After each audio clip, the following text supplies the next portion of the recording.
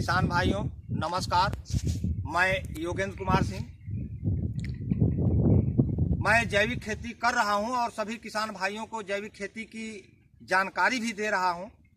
तो आज मंगला प्रसाद द्विवेदी जी, आप एक पत्रकार भी हैं जी, नमस्ते। और आपने रासायनिक खेती कर रहे हैं जी, और आपने मुझे अपने खेत पे बुलाया है।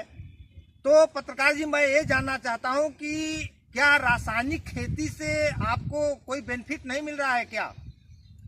डॉक्टर साहब, बेनिफिट क्या कहें। अब मिट्टी की परिस्थितियां ऐसी बनती जा रही हैं रासायनिक खाद डालते डालते कि ये सॉइल सीमेंट का रूप लेने लगा है।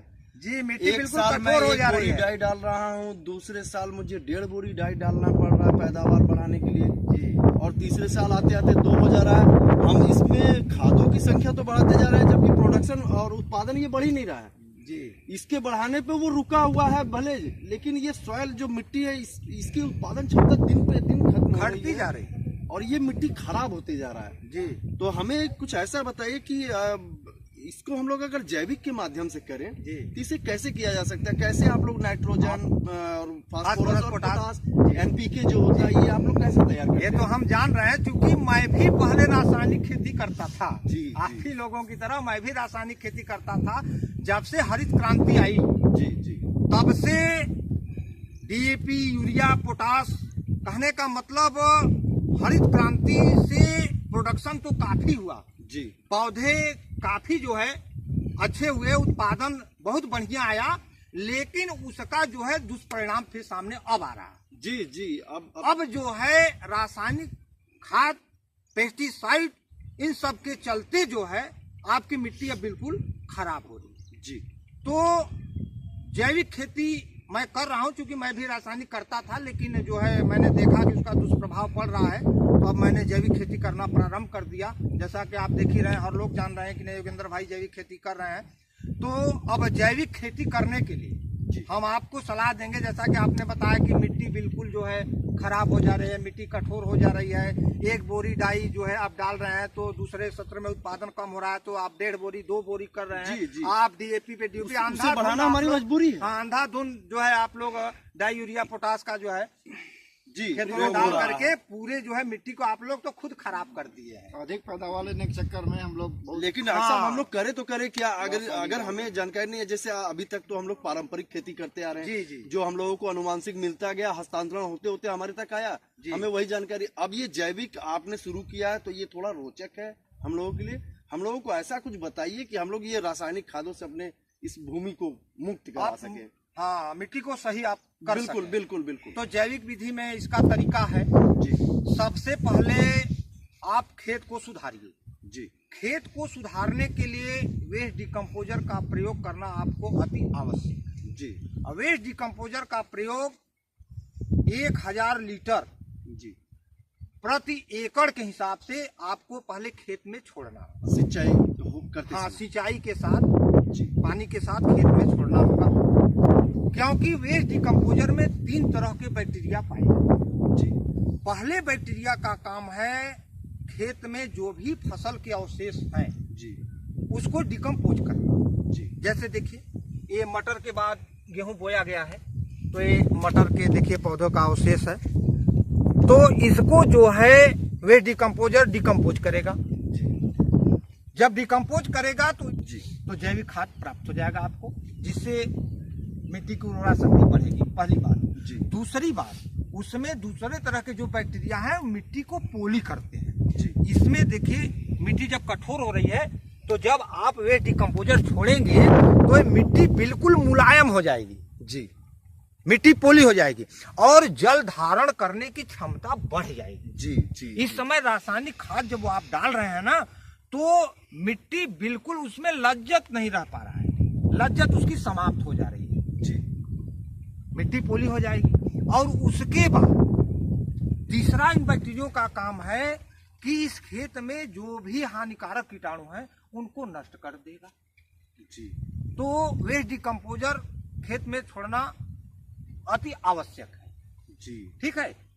इसके बाद मिट्टी आपकी स्वस्थ हो गई। जी। अब आपका प्रश्न है कि फिर हम जो है खाद का प्रयोग नाइट्रोजन, फास्फोरस या पोटास, इसका उत्पादन कैसे करेंगे।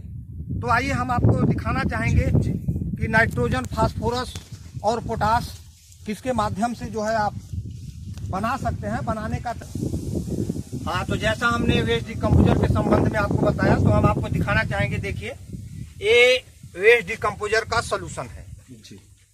इसको हम बराबर मल्टीप्लाई करते हैं जी। जैसे 200 लीटर का ड्रम लेंगे जी। तो उसमें 2 किलो गुड़, जी। 200 लीटर पानी और 20 लीटर वेस्ट डिकम्पोजर का सोल्यूशन जी। उसमें डालेंगे। 5 से 7 दिन के बीच में वो तैयार हो जाएगा। इसी तरह से इसको ज्यादा मात्रा में आप तैयार कर लीजिए। और मैंने एक वीडियो भेजा है खेत में गड्ढे खोद करके वेस्ट डिकम्पोजर बनाने की विधि। ज्यादा मात्रा में आपको खेत में छोड़ना है तो आप खेत में गड्ढे खोद करके उसमें जो है वेस्ट डिकम्पोजर बना लीजिए। हाँ, तो पिछला वीडियो आपका देखे थे, बहुत बढ़िया ढंग से उसका गड्ढा उड्ढा खोद कर जी जी जी जी। तो ये तो हो गया आपका वेस्ट डिकम्पोजर खेत में छोड़ने की विधि।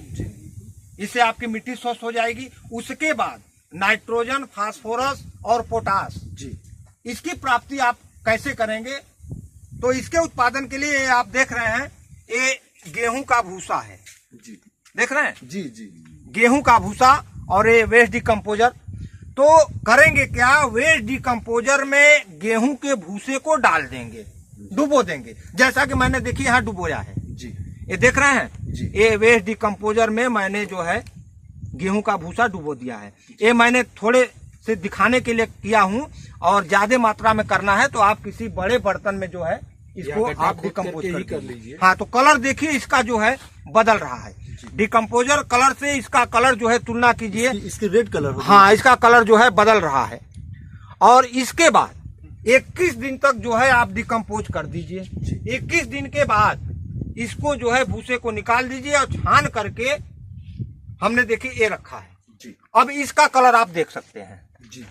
ये कलर बिल्कुल जो है रेड कलर का हो गया ये है। मतलब इसका छना हुआ। हाँ, इसका छना हुआ है, चूंकि ये 5 दिन पहले का है और ये 21 दिन बाद का है जी। जो मैंने डिकम्पोज किया है, ये तैयार है जी।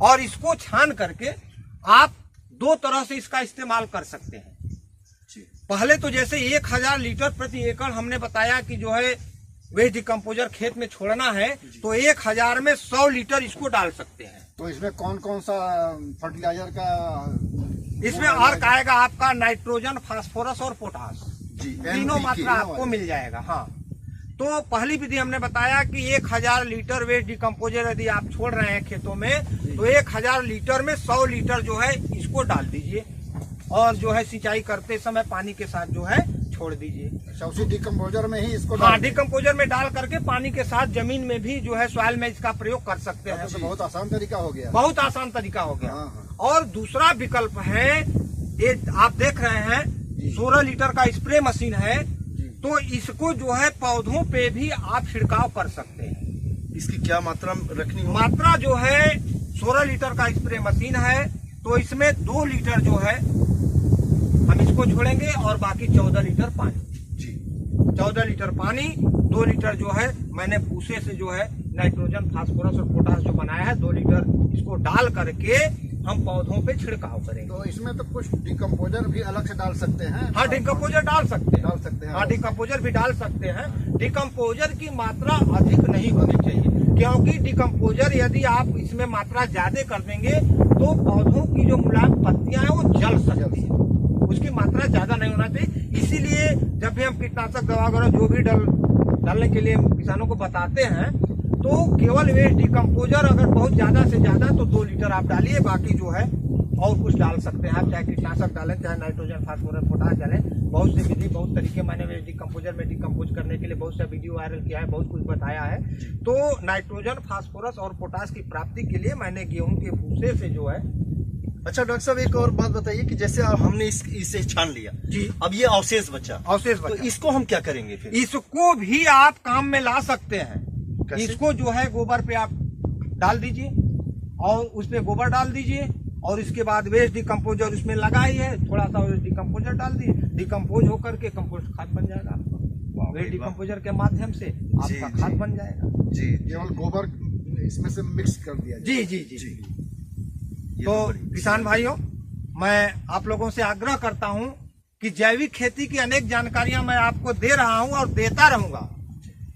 यदि आप जब भी हमारा वीडियो देख रहे हैं तो कोई भी वीडियो देखें तो आप वीडियो को पूरा देखें, क्योंकि जब पूरे वीडियो को देखेंगे तभी आपको पूरी जानकारी मिलेगी। जी। और वीडियो आपको पसंद आए तो लाइक करना ना भूलिए और सब्सक्राइब का लाल बटन दबा करके सब्सक्राइब कीजिए और साथ में बेल आइकन कर दीजिए, ताकि जब भी मैं वीडियो भेजूं उसकी जानकारी आपको तत्काल हो सके।